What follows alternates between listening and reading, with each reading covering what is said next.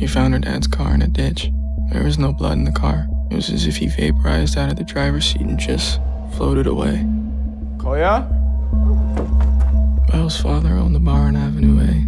He'd taken all the cash and left a note. Sonia Stecco said her dad wrote her a letter. It was as if he planned to miss the next 30 years of her life. People used to vacation here.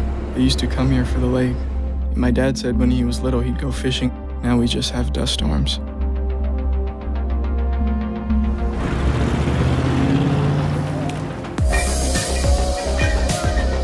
you have a girlfriend? Not really. You have a boyfriend?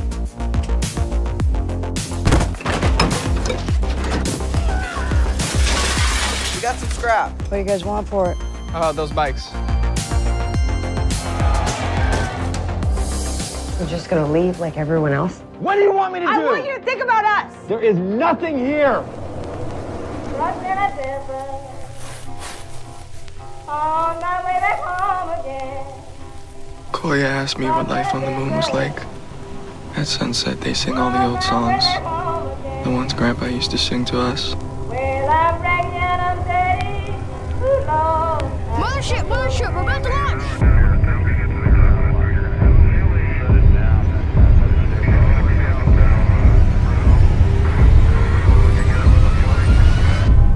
But if you see my baby, ooh, Lord, just tell him I had to go.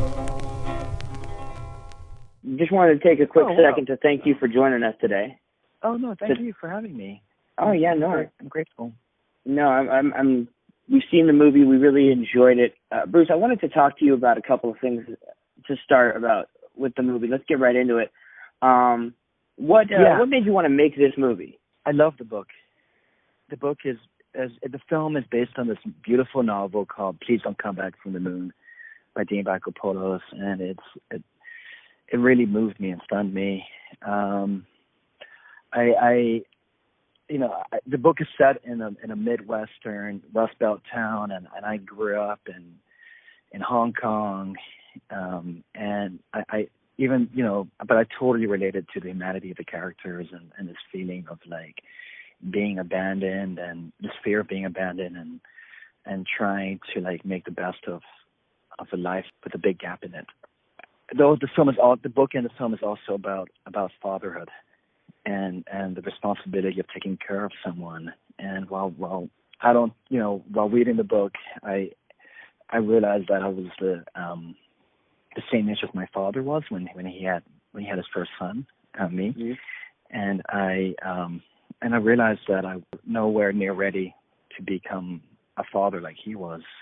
And so it was also like a way to explore that feeling of like of responsibility and the faith and how we could feel with that. I like that. I like how you put that together. You mentioned that you grew up in Hong Kong, but that this takes place here, where I'm at in the United States. Do you feel like the themes are universal? Oh, definitely. Yeah. I come from an immigrant family.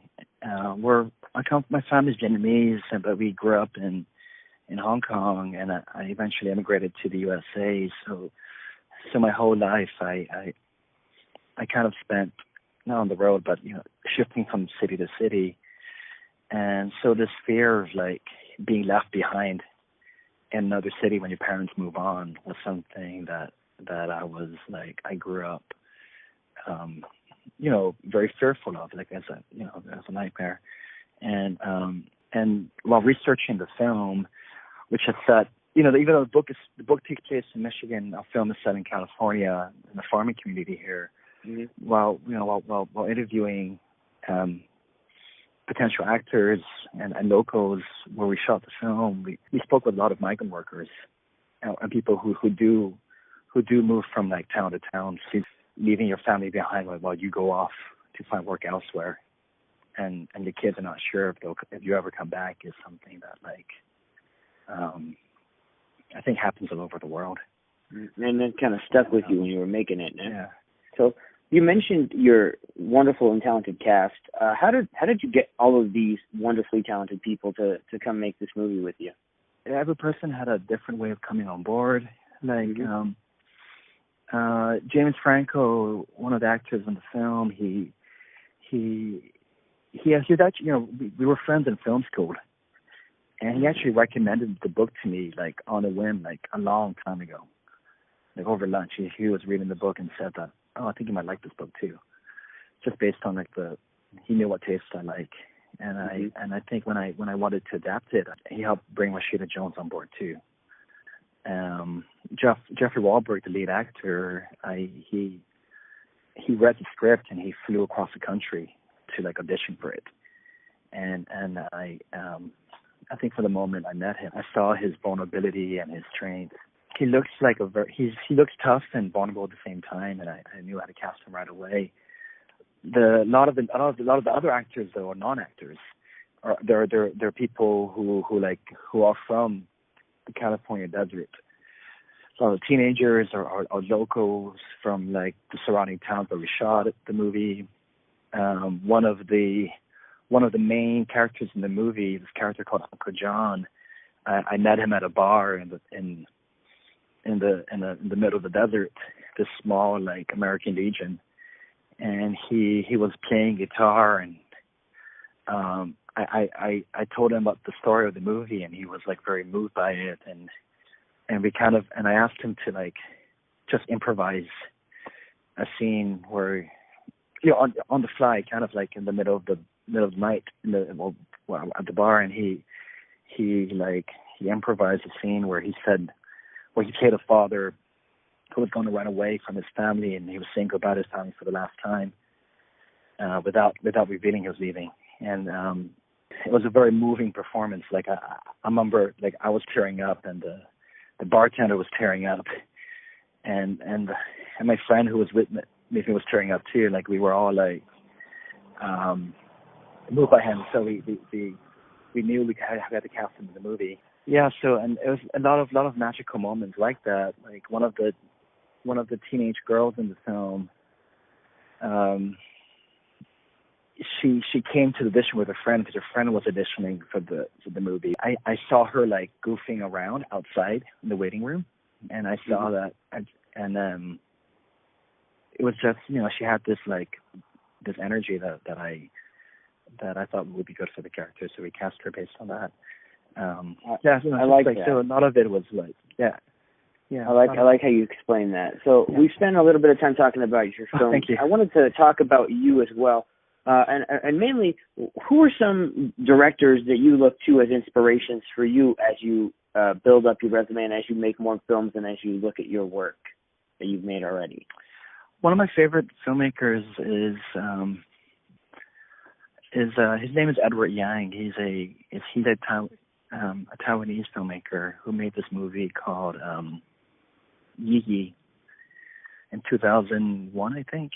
And that movie, like, has stuck with me ever since I've seen it. Like, I watch it at least once a year. Like, it's a movie that makes me want to, like, laugh and cry at the same time. And it's a movie about family. It's about, like, it's hard to explain because the plot is, it would sound so mundane if I talked about it, but when you watch it, there's so much richness to it in the details, and it feels so human and complicated. And, like, for me, like, there's, like, magic there that I love very deeply. The movie Don't Come Back to the Moon is about teenagers. One of my favorite films about teenagers is Y Tu Mamá También by Alfonso Cuarón, the road trip film inside of Mexico. A favorite of mine as well, like, so good choice. Film, yeah, it feels so, like, spontaneous and alive, and, like, while watching it, like, it's full of these beautiful moments where, like, of, like, lightness, like, of their, like, teenage joy, but also, like, you see the political context of Mexico and, like, the heaviness all around them, and it's like there's so much, like, contrast and levity into it, and the way it's shot and edited, it's so, like, it's so alive too. Like, I still remember the day seeing it in the theaters, like it was the first time. I like that. Oh, cool. Cool. Yeah, no, that's a great answer.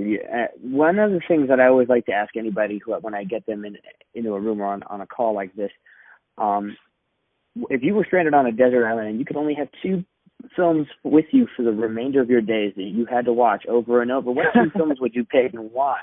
This is a very, very interesting question. Gives a lot of insight into whom you are as a person. Only 2 films? Only 2 films forever. And no cop-out. That's a hard one. I do ask the hard question, so while you think about that, I'll fill that dead space by also telling people that they need to check this film out. But this isn't the only time you've worked with James Franco in the last year in a film that's come out this year. Isn't that correct? No, it's not our first. Yeah, it's not our only collaboration. We also did this like sci-fi movie too called Future World. Yeah, which we shot. It's a funny story. Like James came to Don't Come Back from the Moon set, in the desert, and he was like blown away by the locations out there. And he was, we had talked previously, kind of like jokingly about making like a post-apocalyptic film. And I think when he arrived on set, he was like, "Oh, this is we could make that film here.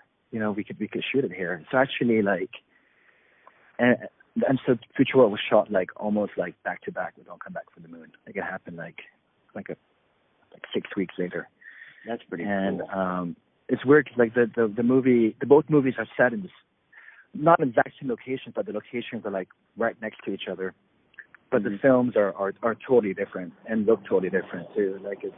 I like that answer because I really wanted to talk a little bit about the fact that you had these 2 films come out that had similar casts, because you also used Jeffrey Walberg in Future World too, if I recall correctly. Yeah, exactly. Yeah, exactly. Yeah, it was so we kept some of the same crew and same actors. Yeah, and so did we come up with those 2 movies while we were talking about Future World? One of them has to be, I think, Eternal Sunshine of the Spotless Mind by Michel Gondry. Right. We're best friends officially now. I think for me, like, I just love that movie, and it's a movie that like I put on any time, and I just like am hooked. I'll watch the whole thing, and it's just brilliant filmmaking. That's one of my favorites. So I love that you said that.